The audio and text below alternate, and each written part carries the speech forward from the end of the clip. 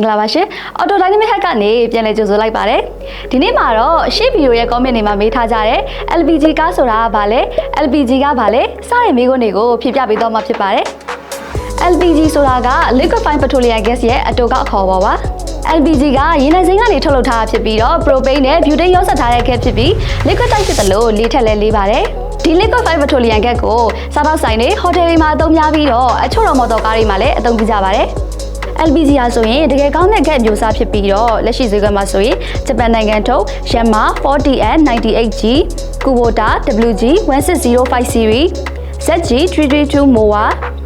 Garmin Gera generator set စတဲ့ engine တွေမှာ LPG သုံး engine တွေကိုအသုံးပြုကြပါတယ်